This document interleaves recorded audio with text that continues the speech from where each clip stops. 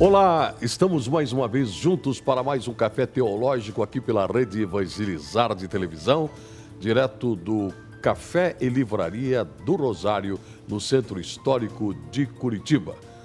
O nosso tema de hoje será literatura e Bíblia.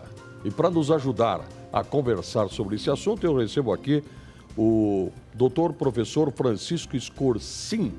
Ele vem falar conosco sobre esta combinação, sobre esse diálogo entre a Bíblia e a literatura convencional. Tudo bem, professor? Tudo bem, Sérgio. Muito obrigado por me receber. Obrigado por estar aqui. Você é advogado de profissão, mas sempre namorou com a filosofia e com a literatura, é isso? Exatamente. Na época da faculdade de Direito, a cadeira que eu mais esperava era a cadeira de filosofia, depois a de filosofia do direito. Sempre me interessei por isso. Depois, quando eu fiz a minha pós-graduação em Direito, eu também fui procurar uma pós-graduação que era ampla, era Direito Contemporâneo, nem cabia muito como especialização, mas também porque eu fui buscar uma fundamentação mais filosófica. E a partir dali foi mais ou menos um autodidata com busca em várias fontes, em faculdades, professores que não são parte do sistema.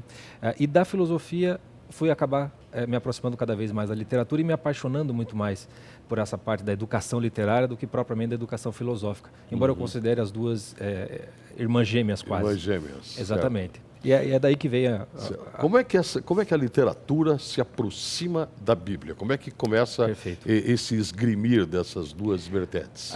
Na realidade, elas não se aproximam porque elas não deixam de ser a mesma coisa. Sim, em certa medida. É só literatura, né? É literatura. É literatura. Se nós considerarmos, por exemplo, retirarmos todo o aspecto, digamos, teológico, religioso da Bíblia e restar como se fosse um livro que tivesse sido descoberto, você verá que a Bíblia, enquanto tal, não vai ser muito diferente dos grandes livros do passado, que são considerados literatura, como os grandes épicos de Homero, por exemplo, que na época grega tinham um status de Bíblia, né? A Ilíada, a Odisseia. A Ilíada e a Odisseia.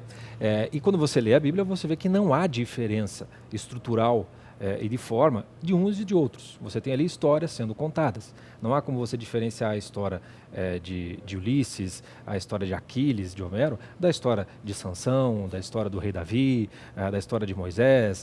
São histórias épicos sendo contados. Então a primeira constatação é que não há diferença entre uma coisa e outra. A Bíblia ela é literatura em alguma medida. O equívoco está em você diminuir a Bíblia a apenas literatura. Sim, o que ela não é. O que ela não é. Perfeito. Ela é muito mais do que isso. Agora, essa estrutura, esse jeito de escrever, começo, meio e fim, a gente deve isso à forma, digamos, helênica, aristotélica de se contar histórias?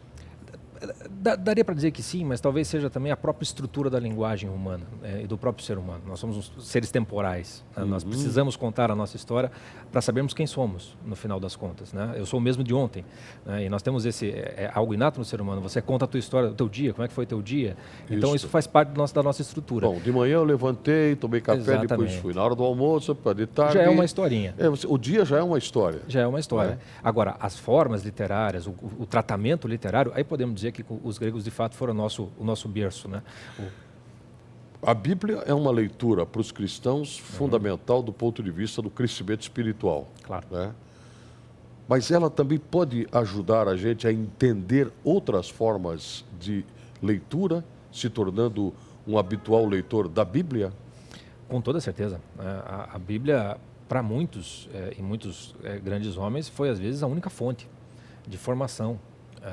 A Bíblia, ela contém todos os gêneros literários, ela contém todas as formas literárias e todos os tipos de discurso. Você vai ter até a gente fica pensando em esses relatórios de prefeitura, como você vê lá, relatório descritivo de bens para serem licitados. Se a gente pegar o livro dos números é isso, né? Exatamente.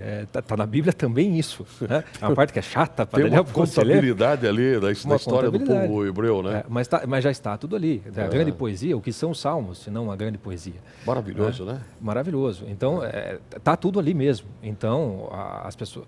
Dá para se formar inteiramente pela Bíblia. Aquela velha pergunta, né? Se você fosse para uma ilha deserta, só fosse levar um livro só, qual livro você levaria? Se você levar a Bíblia, você levou todos, de algum modo. Né?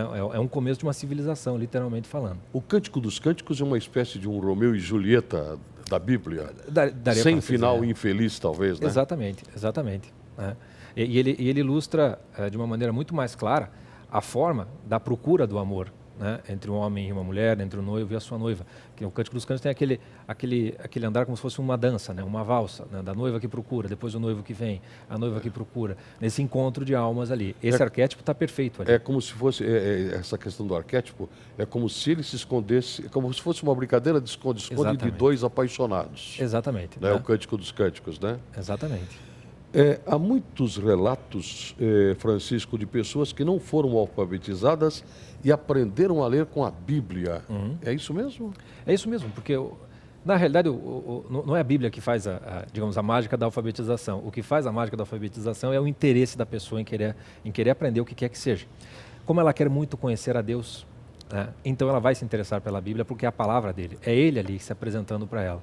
Então aí, para acessar a Deus, ela aprende a ler. E é isso que faz. Né? Uma pessoa que goste muito de qualquer livro de literatura e ela queira muito ler Marcel Proust em francês, ela vai aprender francês. Né? É por ali. Vai se alfabetizar de alguma maneira. Claro que vai precisar de algumas correções depois, mas é por ali que a coisa nasce. Mas nasce do coração da pessoa, né? Do verdadeiro interesse por aquilo, pelo objeto mesmo que a Bíblia é. Que não é objeto, é a própria presença de Deus. Então é isso que faz a pessoa ser alfabetizada pela Bíblia. Vamos olhar um pouquinho para a palavra, né? A Perfeito. palavra primeiro é falada para depois ser escrita. É isso? É essa... Primeiro ela é falada, porque a própria criação do mundo, para a gente pegar a Bíblia no Gênesis, começa com Deus falando. E Deus falou, né, e foi feito. Né? Então, a palavra escrita é como se fosse o registro, né, do verbo, né, que é pela fala, primeiramente falando. Daria para se considerar o assim. verbo ganha forma. Exatamente, né? Exatamente. Então, isso significa dizer que as pessoas que aprenderam, eventualmente, a ler a Bíblia, não sabendo ler convencionalmente, elas ouviram essas histórias também. Perfeito, perfeito. Na realidade, o processo da alfabetização, se nós formos ver bem, começa pelo ouvido. Né? Uma criança, qual é o milagre que faz uma criança, de repente, começar a aprender a falar sem que ninguém tenha ensinado nada?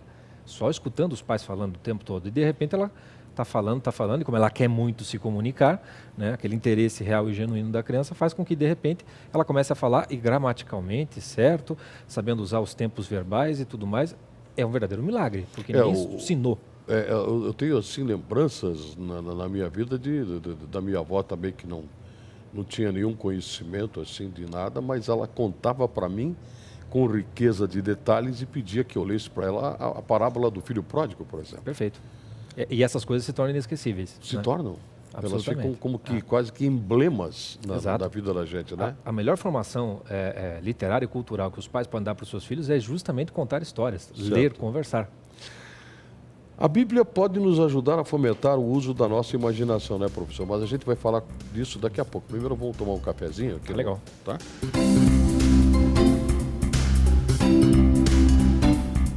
Eu vou tomar um café aqui com o professor Francisco e a gente já volta no Café Teológico falando sobre literatura e Bíblia. Um instantinho só.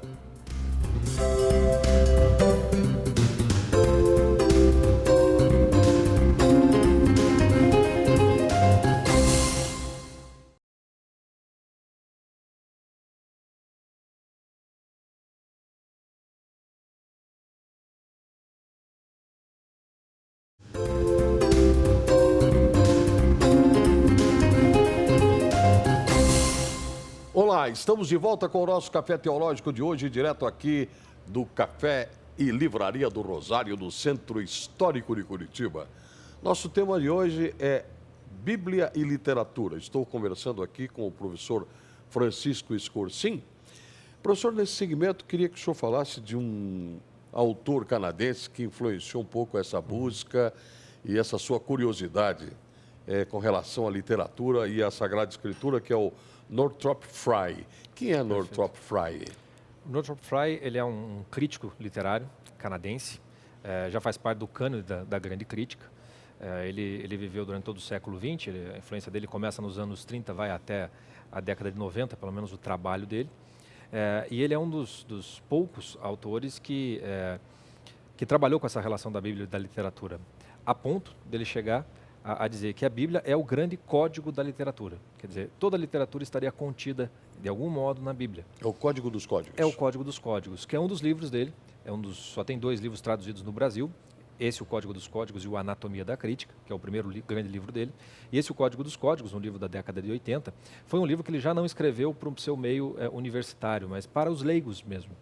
E esse livro se tornou um sucesso mundial, literalmente falando. E ele se tornou, então, uma referência obrigatória para quem quer estudar literatura e as suas relações com a Bíblia ou com o mito em geral. O meu contato com o Northrop Frye foi através do Código dos Códigos, né? Foi através desse livro, um livro bastante difícil, para quem não acostumava, e a partir dele eu fui atrás de mais do que ele tinha escrito. E fui descobrir que quando ele se tornou professor de inglês, na sua faculdade lá no Canadá, na década de 20, ele foi percebendo que ele não conseguia dar aula de literatura para os alunos porque as referências bíblicas deles eram nulas. E ele percebeu literalmente, pessoal, sem conhecer a Bíblia não dá para ler literatura porque todos os grandes se referem de alguma maneira à Bíblia. E você precisa conhecer a Bíblia para saber do que eles estão falando em alguma medida. E ele começou um curso, então, sobre Bíblia e literatura que resultou nesse livro. Seria exagerado, Francisco, dizer, por exemplo, que pessoas que têm dificuldade para ler, para assimilar ou para se interessar pela leitura, têm uma carência de entendimento da Sagrada Escritura, da Bíblia? Daria para dizer que sim. Daria para dizer que sim. Porque aquele que bem conhece a Escritura, ele tem um conhecimento de uma boa base histórica e literária, por assim dizer. O contato com a Escritura, com o interesse de você conhecer a Deus, faz com que todo o trabalho posterior que você vai ter com estudos de gramática, retórica, poética, acabe sendo muito facilitado. Então isso faz diferença. Talvez não seja imprescindível, é possível você começar por outras vias, mas quem tem isso já tem mais de metade do caminho andado. Quando a gente fala, por exemplo, Hobbes que fala do Leviatã? Isso. O Leviatã se refere exatamente a um fenômeno bíblico, narrado na Bíblia. Perfeito. Famoso monstro lá, o famoso monstro. Um crocodilo, né? Grande. Ele tem, acho que é um hipopótamo e um crocodilo. O hipopótamo e o crocodilo, né? O Behemoth e o Leviatã, que aparecem no livro de Jó, especificamente. No livro de Jó aparece o Leviatã. Exatamente. Quer dizer, quando Deus vem até Jó não está entendendo o que está se passando e Deus mostra para Jó, né? Como se tivesse tirado Jó desse nosso contexto e mostrasse, o mundo é presidido por essas dois grandes monstros, né? Que é o Behemoth e o Leviatã, que seriam a sociedade humana e a natureza como tal. Mas surge dali, quer dizer, até para entender o Hobbes, você precisa saber de onde ele está tirando o Leviatã. Pois é, e daí tem um detalhe interessante, né? Que muitos escritores ligados à economia, que vão discutir daí o capitalismo, as guerras de lutas de classes, Perfeito. Né? Essa dialética entre socialismo e capitalismo, vão de encontro a estes dois pêndulos, né? Essas duas forças que tentam dominar o ser humano e manipulá-lo. Perfeito, perfeito.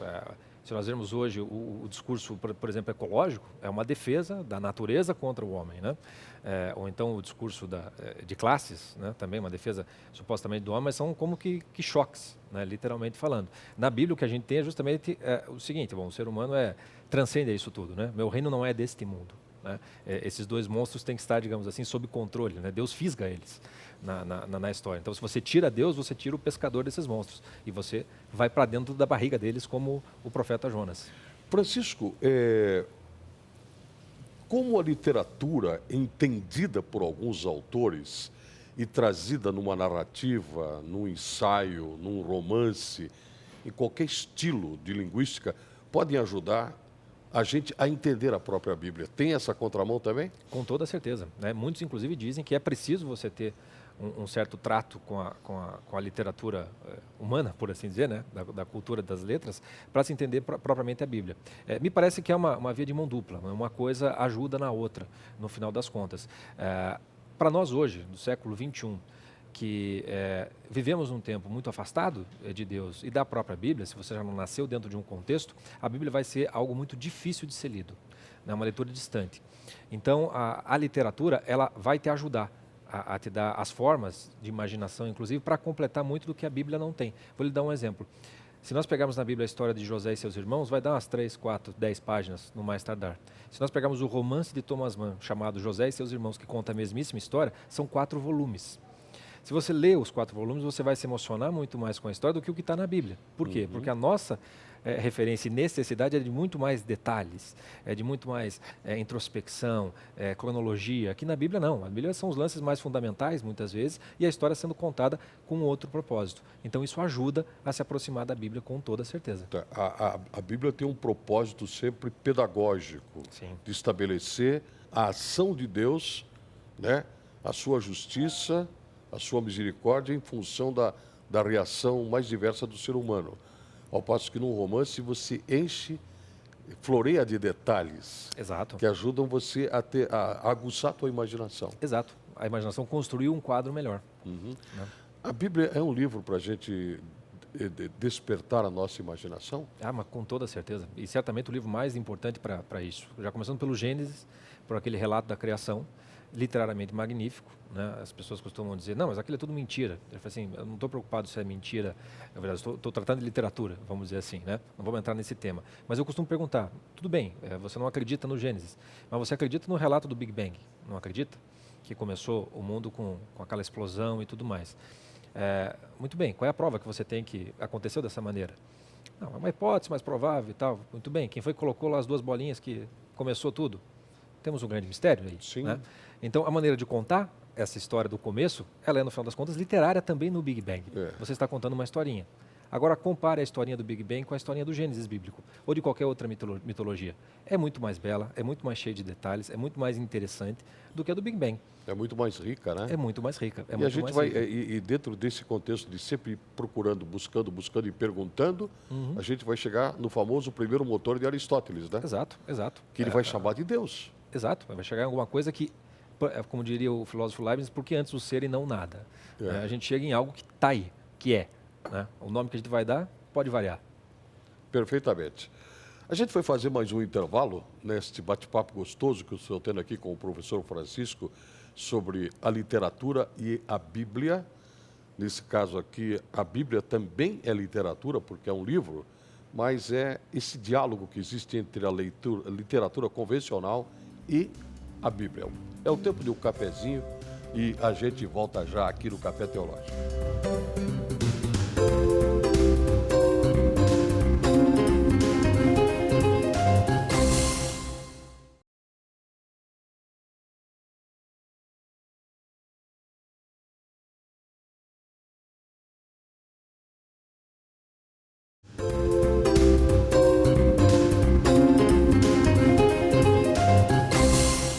Estamos de volta com o nosso Café Teológico de hoje, direto aqui do Café e Livraria do Rosário, no Centro Histórico de Curitiba. Quero saudar com muita alegria os nossos amigos da RTV TV Canal 4 de Oliveira, Minas Gerais, e também de Minas Gerais, nossos amigos de Formiga, que nos veem pela TV Oeste Canal 42. Estamos conversando hoje sobre literatura e Bíblia. Nosso convidado é o nosso professor, o nosso querido convidado é o professor Francisco Escorcim. Francisco, vamos falar um pouco sobre metáfora, que eu acho que é uma das coisas lindas da linguagem. Me faz lembrar aquele filme famoso, o Carteiro e o Poeta. Perfeito. Onde Neruda vai explicar para o carteiro o que é metáfora. E a gente percebe que a Sagrada Escritura está recheada de metáforas. Perfeito. Jesus usava de histórias, de parábolas para poder se fazer entender. Qual é a importância da metáfora na literatura e principalmente na Sagrada Escritura? Ela daria até para dizer que ela é o centro da coisa. Até o Northrop Frye, por exemplo, ele parte justamente do centro, né, de todo o trabalho dele, é justamente da metáfora. Quer dizer, a literatura ela é uma metáfora porque ela cria uma vida, né? De certo modo paralela com uma imagem, um espelho. Na Bíblia, ela tem uma função ainda mais rica, né? O Northrop Frye até usa uma metáfora real. Por que real? E nós podemos pegar talvez a mais perfeita das metáforas bíblicas, que são as parábolas. Né? E o próprio Jesus explica o que é a sua metáfora. Né? Quando ele pergunta, os apóstolos, os discípulos perguntam por que ele fala em parábolas. Por que você fala conosco em parábolas? Em parábolas, e ele diz assim, bom, vocês não precisam, porque vocês têm o conhecimento direto do reino de Deus, que era ele mesmo, estava ali em carne e osso fazendo milagres. Esse é o reino de Deus. Mas para os outros ele dizia, né? Mas para os outros não dá para fazer isso. Para os outros, eu tenho que falar de um modo que eles vejam e não veem, escutem, né, e não entendam. Né? E aí ele enigmaticamente diz assim, para que não se convertam, eu não vou me lembrar exatamente da última citação, mas está no Evangelho de São Marcos, capítulo 4, e na sequência, os discípulos, não aparece o que eles falam ou não, mas Jesus diz, vocês não entenderam ainda? E vocês estão me vendo e ainda não entenderam, ele disse para os discípulos. Exatamente, exatamente. Então, quer dizer, mesmo eles que estão ali não precisam das parábolas, precisam de uma espécie de explicação. Uhum. E aí Jesus dá a explicação, no caso é a parábola do semeador. Bom, o que isso interessa para a metáfora? Que explicação Jesus está dizendo ali? O que parece é mais ou menos o que dá para entender, pelo menos um dos aspectos, é com relação à própria sentença, quer dizer, eu sou o caminho, a verdade e a vida. Né? Conhecer a Jesus é conhecer a sua própria verdade enquanto pessoa, em alguma medida. Né? Todo o caminhar de santidade começa por você se conhecer a si mesmo, conhecer a sua própria miséria. Isso. E quem é que aguenta a própria miséria? Então, se Jesus viesse e começasse ali a contar exatamente tudo o que você havia feito, o quanto você aguentaria saber aquilo que você mesmo já está mascarando de alguma maneira. Uhum. A parábola faz com que Jesus fale da sua miséria sem se referir propriamente a você. Separa o pecado do pecador de algum modo. Certo. E aí você consegue... É uma sutileza dele. É uma sutileza, ele te aproxima da verdade, de modo que você veja, mas não veja ainda, porque talvez você não esteja preparado. Isso. Escute, mas não entenda. E aquilo, com as parábolas, com o ensinamento, com uma vida de conversão, de amor à verdade, você vai se aproximando do ponto onde você suporta essa verdade. Francisco, num mundo cheio de imediatismos e de urgências e de poucas esperas, fica difícil de entender isso, né? Muito difícil. Onde um Deus que se revela aos poucos e que vai se mostrando à medida e respeitando o entendimento daquele que o percebe, que o escuta. Não é verdade? Perfeito. Acho que Jesus teve esse cuidado. E acho que isso serve também para os nossos teólogos, né? Quer dizer, não adianta fazer grandes teologias, grandes elucubrações, porque você tem que falar a linguagem do povo simples, fazendo com que ele entenda coisas profundas do jeito dele. Perfeito. É isso a literatura? Em certo sentido é isso mesmo, quer dizer, é a própria essência da vida sendo contada de uma maneira na qual os detalhes acessórios são deixados de lado e fica apenas o essencial de uma maneira bela mostrada. E aquilo toca o seu coração. Então, quer dizer, quando você vai ler num livro, você não vai ver o cara escovando o dente, indo no banheiro, né? Todos esses detalhes são retirados e fica só a essência do que acontece, do que interessa. A literatura, então, te aproxima dessa essência da vida, da verdade mesmo, das coisas acontecendo. É a função da grande literatura. Né? Joseph Campbell dizia assim, a metáfora é a máscara de Deus. Perfeito. Quer dizer, Deus não se revela de vez toda, ele vai se mostrando aos poucos, né? Metaforicamente. É isso mesmo? É isso. Quer dizer, se a gente for usar um símbolo natural como o ar, por exemplo, Deus seria o invisível que se faz visível, né? Que permite todo visível. Né? Se dá a conhecer. Se dá a conhecer. Então a metáfora é de fato uma máscara. Né? É esse aproximar de Deus e do homem. Até a esse respeito não é uma criação bíblica isso, de Jesus. Na Grécia, o teatro grego, que era a grande literatura da época, tinha uma função religiosa. Né? O povo grego ia ao teatro assistir uma tragédia grega e aquilo tinha um efeito catártico e espiritual para eles. Era como se fosse uma missa, muitas vezes. E aquilo é uma metáfora. Quer dizer, aquilo que você não suporta ver no seu dia a dia, no palco você, de certo modo, joga para fora. Certo. Olhando para Brecht, de repente, a gente poderia dizer que ele usou de uma outra técnica, porque ele não faz catarse, ele faz o espectador ser crítico da ação que está acontecendo. Também pode ser assim? É uma das intenções que ele tenta. São as variações dentro do mesmo tema, por assim dizer. Perfeito. Uma dica final, professor, para quem está nos vendo agora. Pode falar com os nossos telespectadores aqui. Qual seria a dica para quem tem dificuldade ou gostaria de começar a ler a Bíblia? Eu acho que a dica fundamental é primeiro, não tentar lê-la de cabo a rabo. Né? Se você vai parar ali, chegou nos números, você vai parar. Reis, números, muito nome, muito número. Então, a primeira coisa é o seguinte, vá àquilo que interessa, vamos dizer assim. É o Evangelho. Que é o Evangelho. Mas há uma dificuldade também para o Evangelho. O Evangelho também ele é bastante sucinto. Né? Então, o que eu sugiro é justamente um meio do caminho. Existem várias vidas de Cristo escritas de uma maneira que aproximam do que a gente está acostumado a ler. Eu, particularmente, gosto da do Pérez Urbel, onde ele pega descobertas arqueológicas, ele vai fundamentar em documentos históricos, você tem fotos, e ele vai contando todos os evangelhos de uma maneira que a gente está mais acostumado a ler. E isso faz com que você conheça melhor a Jesus Cristo. E dali para os evangelhos vai ser uma diferença brutal do que ir em seco. Uma espécie de um aquecimento. Uma espécie de aquecimento, exatamente. Perfeito. Chegamos ao final do nosso Café Teológico de hoje, que versou sobre literatura e Bíblia. Nosso convidado, o professor Francisco Escorcim, que está apaixonado por essa matéria, advogado de origem que ele é.